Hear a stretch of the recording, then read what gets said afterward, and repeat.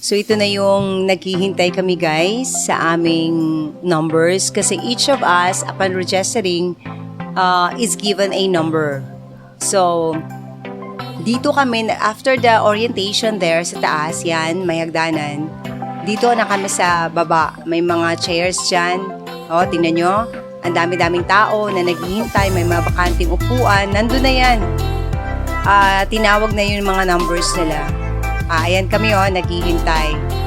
So, ito mga taong to guys, naghihintay to sa kanilang mga numbers to be called.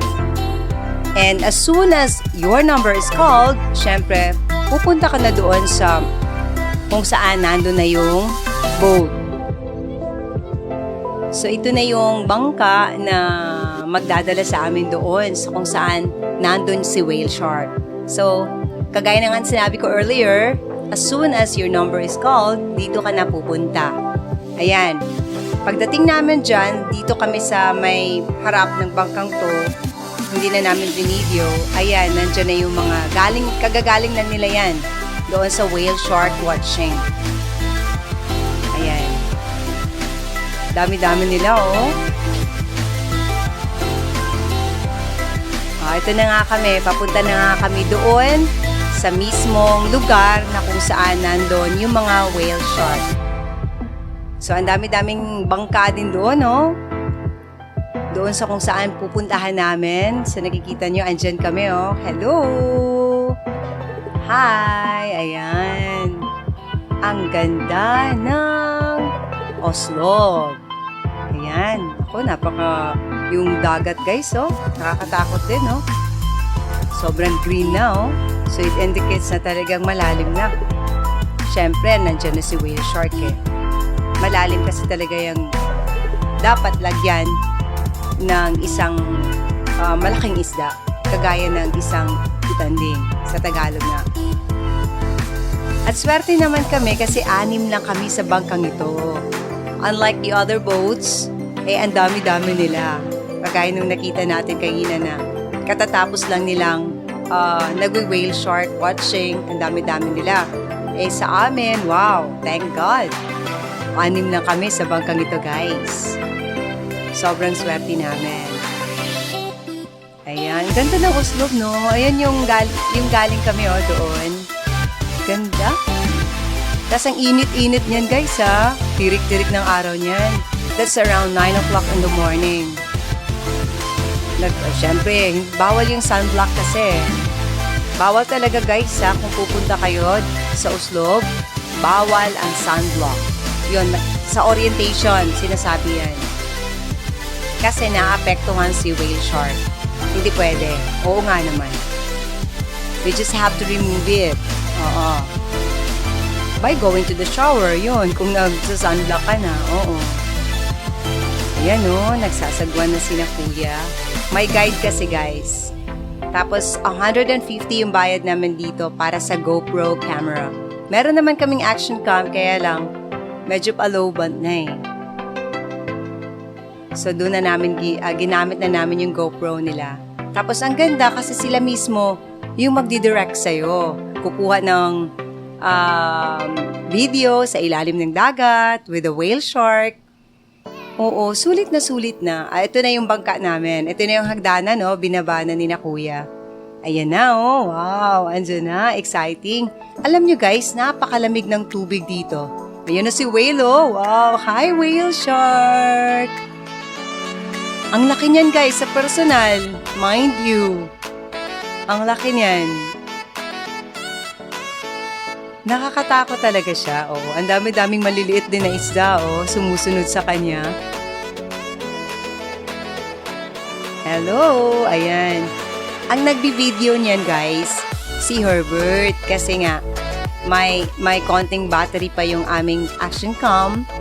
Ayun, pero hindi namin alam na kasi first time namin nagamit to, binili namin sa TikTok. So, wala kaming idea, saka hindi rin kami talaga, first time namin talaga itong nagamit. Kaya tingnan nyo, medyo talaga hindi ganun kaganda yung pagkakakuha namin kay whale shark.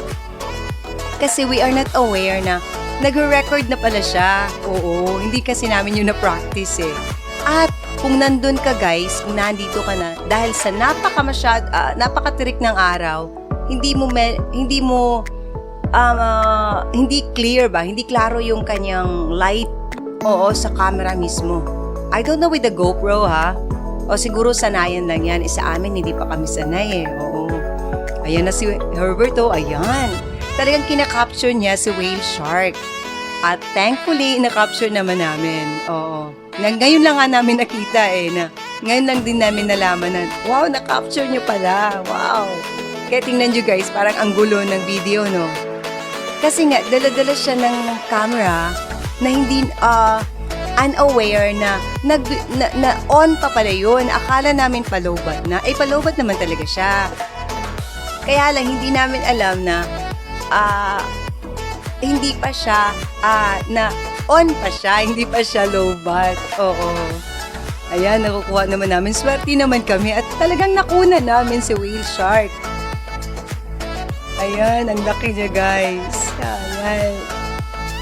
Ayan, ang dami-daming, ayan yung mga kasamahan namin, no? Tingnan nyo talaga ang dagat guys, no? Talagang nakakatakot. Tingnan nyo, napakalalim yan. I don't know, I don't know kung anong feet yan. I really don't know. Pero, nung sa Boracay kami, 25 feet yun underwater. Feeding yon sa mga isda. Eh, ito kay whale shark, I don't know kung ilang feet ito, guys. Pero sadyang napakalalim. Tapos kung nasa ilalim ka, tingnan nyo, without us, unaware kami nakunan nga namin si whale shark, pati na yung mga kasamahan namin. Tingnan nyo, Eh, napakaliit lang pala talaga ng tao ikumpara natin sa ocean. Oo, kaya sadyang hindi pwedeng magmayabang. Oo, kagaya ng Titanic, hindi ka pwedeng magmayabang na kahit na gaano ka pa kalaki, sa gitna ng dagat, ikaw ang pinakamaliit. Yun, di ba? Yan si whale shark ko. So, talagang grasya lang ni Lord lahat. Wow, sobrang thankful talaga kami guys dahil kay Lord kasi kahit na napaka-init ng araw, tirik na tirik summer ito tapos Cebu pa. Ano pa rin yung hindi namin nararamdaman kasi nga malamig siya malamig Ayan, ito na yung kanina. Ito na yung kanina na